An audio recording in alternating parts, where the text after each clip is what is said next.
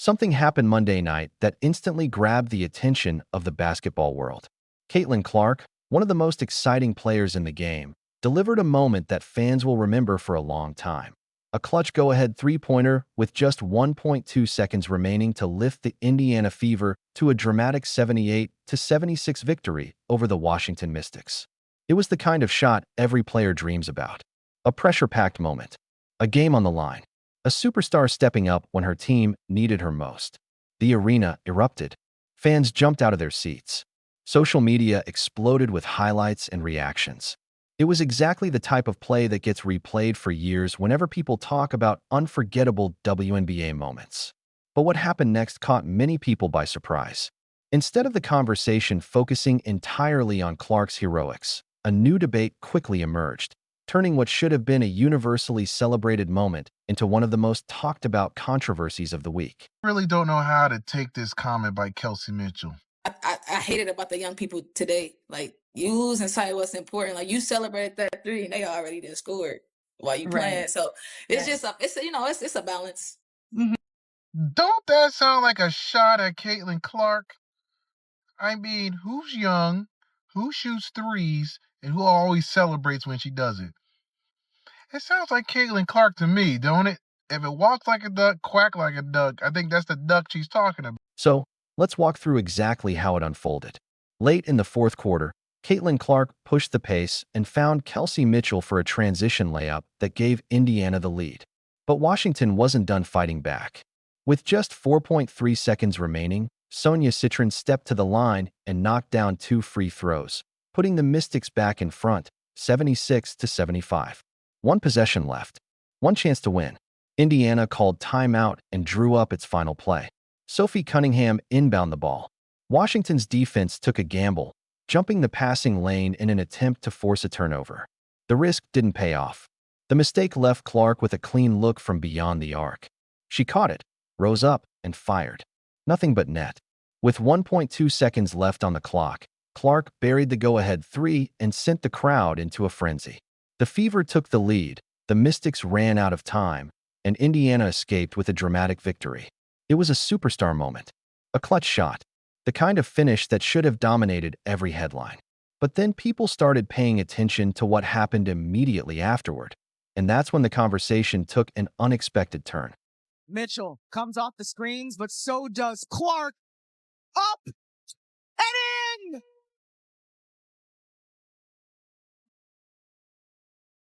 And this is where the conversation began to shift.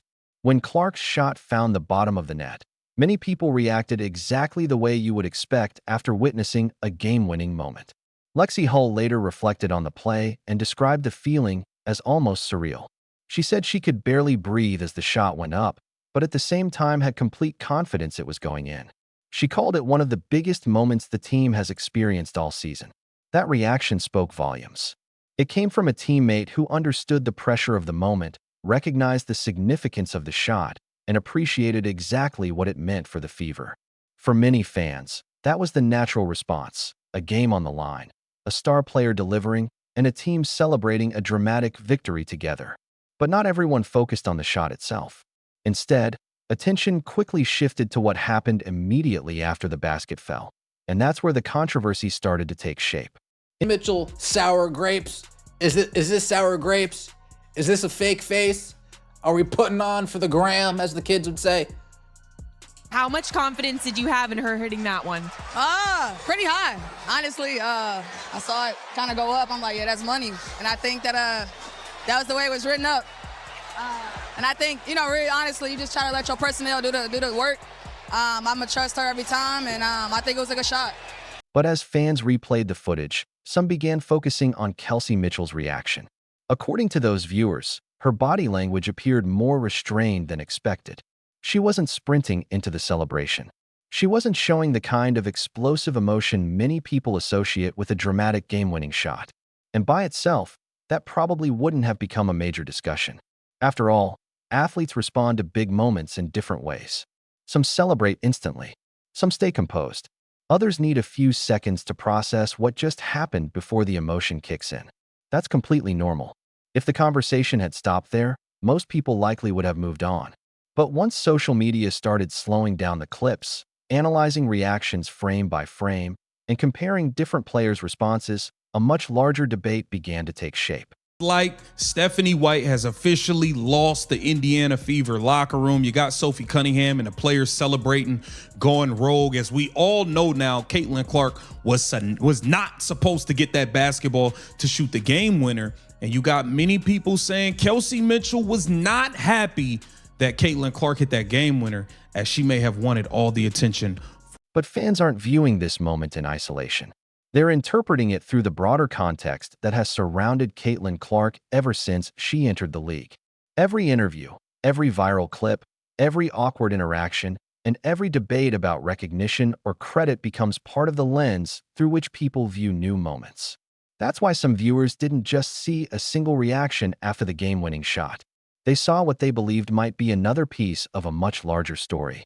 Whether that interpretation is fair or not, it helps explain why the discussion continues to grow.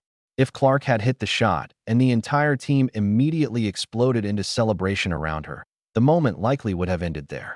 Instead, fans began focusing on individual reactions, comparing body language, and searching for meaning in the details. And once social media gets involved, every frame becomes part of the conversation. People slow the video down. They replay it. They zoom in. They compare reactions from different angles. Then they start asking the question that drives so many online debates. Is there more happening here than what we're seeing on the surface? That question, more than the reaction itself, is what keeps the story alive. That Sophie Cunningham went rogue. I don't think she went rogue. I think she just took what the defense gave him. I think the most glaring issue is not the play itself, but the intent.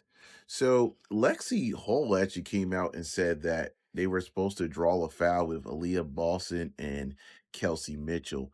But honestly, why would you want to go with that strategy? Like, that's the part that's glaring to me, because the referee's been goofy all game. They were getting a lot of no calls. I've seen a lot of plays where the referees actually swallow. And for many fans, that question doesn't feel completely unreasonable, because this discussion isn't really about one reaction from one player.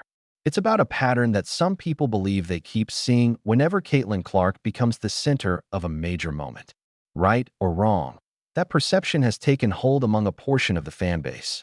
The feeling isn't necessarily that there's some secret agenda operating behind the scenes.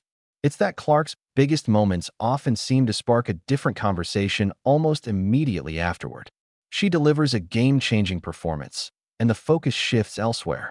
She hits a clutch shot, and the discussion turns to the system, the play design, or someone else's role in the sequence. She creates a headline moment, and instead of the spotlight remaining there, attention quickly moves to debates about credit, context, or interpretation.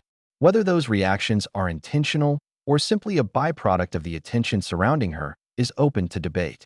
But from the perspective of many fans, the repetition is what stands out.